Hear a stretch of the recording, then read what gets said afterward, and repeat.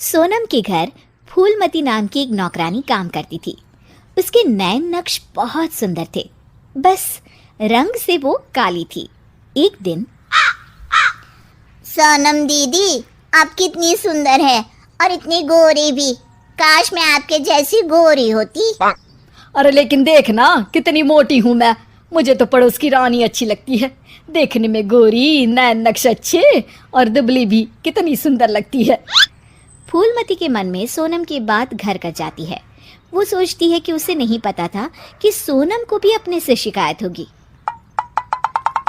अरे फूलमती, ये क्या किया? सब्जी में इतना तेल। वैसे भी मैं इतनी मोटी हूँ, ये खाना खाकर तो कभी जिंदगी में पतली नहीं हो पाऊंगी। अरे दीदी, मैं तो आपकी जैसी होती तो कोई शिकायत ही ना थी। गोरी गोरी। अरे गोरी ही तो हूँ। खुद को तो देख, तेरे नैन नक्श, तेरा पतला शरीर। फूलमती, कोई भी खुश नहीं है इस दुनिया में अपने रंग रूप को लेकर। किसी का कुछ न कुछ छूटा ही हुआ है। हाँ दीदी, लेकिन काली तो काली ही होती है ना। अरे शायद तू नहीं समझेगी।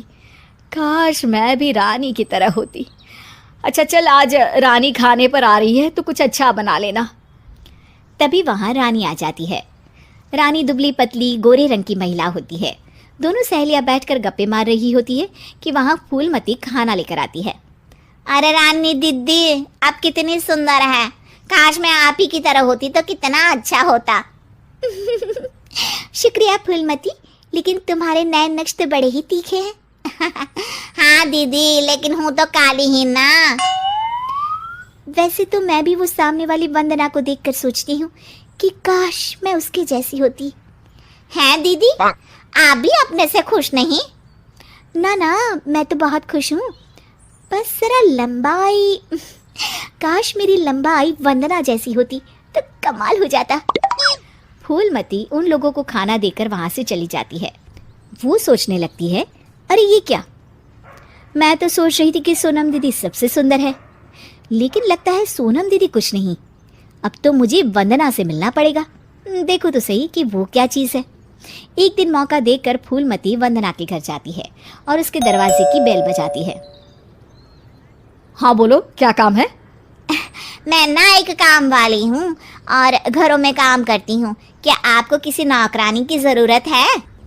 हाँ हाँ, ज़रूरत तो है, लेकिन सिर्फ झाड़ू के लिए। वो क्या है कि पोछा मैं खुद लगाती हूँ, जिससे मेरी फिगर मेंटेन रहती है। दीदी, एक बात बोलूं, आप कितनी परफेक्ट है। मतलब आप में तो कोई कमी ही नहीं है। सुंदर शरीर, लंबी हाइट, गोरा रंग। काश ना दीदी मैं आपके जैसी होती। शुक्रिया, लेकिन मैं भी परफेक्ट नहीं हूँ। ओह, ये क्या दीदी, आप क्या बोल रही हैं? ऊपर वाले ने तो आप में कोई कमी रखी ही नहीं है। अरे तू उस दीपिका को जानती हो ना? कैसी बात कर रही हो दीदी? वो कहानी हर घर की हीरोइन ना? हाँ हाँ वही। उसकी त्वचा देखी है, कैसी दमकती चमकती, और कमर तो कितनी पतली है, हाय। पर दीदी, वो तो हीरोइन है, हीरोइन। वो तो पैदा ही ऐसी हुई होगी। हाँ वही तो, उसको तो भगवान ही ऐसा बनाया होगा, सुंदर, चमकता और दमकता। फूलमती सोचने लगती है, अरे ये क्या, आकांक्षाओं का कोई अंत ही नहीं है। कोई खुश नहीं है खुद से। हर किसी को किसी और जैसा दिखने की चाह है। अब तो किसी न किसी तरह दीपिका से मिलने जाना होगा, लेकिन कैसे? फूलमती एक दिन दीपिका के घर जाती है, जहां उसका बॉडीगार्ड दरवाजा खोलता है। कौन हो तुम और यहाँ क्यों आई हो? मैं ना मैडम से मिलने आई हूँ, कोई बात करनी थी। अरे चलो चलो यहाँ से, ये कोई धर्मशाला नहीं है जो बात करने के लिए आ गई मैडम से। तभी वहां दीपिका आ जाती है। अरे भैया, आने दो, फैन होगी मेरी। फूलमती दीपिका के पीछे पीछे उसके घर के अंदर चली जाती है। मैडम, आप तो इतनी सुंदर हो जैसे कि कोई गुड़िया। हाय हाय, त्वचा तो ऐसी जैसे कि मोम। मैडम, काश मैं आपकी जैसी होती। अरे मैं काफ़ी परेशान हूँ अपने रंग रूप को लेकर। एक ही जिंदगी और उसमें भी भगवान ने मुझे ऐसा बना दिया। दीपिका को फूलमती की बात परेशान कर देती है। वो उसे पास बिठाती है और फिर कहती है, देखो, मैं भले ही सुंदर हूँ, लेकिन उसे बरकरार रखने के लिए मुझे बहुत मेहनत करनी पड़ती है।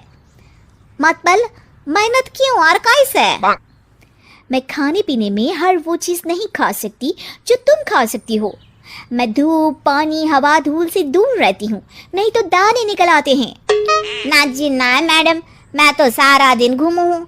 बारिश में भीगना तो मुझे बहुत ही अच्छा लगे है। अरे महंगी महंगी क्रीम, पाउडर जिस दिन मैं लगाना छोड़ दूँ ना, तो देखो कैसी बुढ़िया सी शक्ल हो जाएगी मेरी। अरे मेरे ये सुंदर होठ, ये तो मैंने सर्जरी से करवाए हैं, जिसका मुझे बहुत ज़्यादा ख्याल रखना पड़ता है। दीपिका की बात सुनकर फूलमती वहाँ से निकल जाती है, वापस आती है सोनम के पास और काम करने लगती है। अरे फूलमती, क्या हुआ? आज बड़ी खुश लग रही है। हमेशा तो परेशान सी रहती थी, अब किसके जैसा लगने की चाह है? किसी की तरह नहीं दीदी, भगवान ने तो मुझे बहुत ही अच्छा बनाया है। मेरे जैसे नैन, नक्श और काया हर किसी को नहीं मिलती। मुझे ना तो कोई महंगी क्रीम लगानी पड़ती है और ना ही खाने पीने में कोई परहेज करना पड़ता है। मौसम कोई भी हो, मैं तो पूरे मजे लेती हूँ। ना धूल से प्रॉब्लम और ना ही डॉक्टर के चक्कर। तो दीदी मैं तो अब खुशी रहूंगी ना।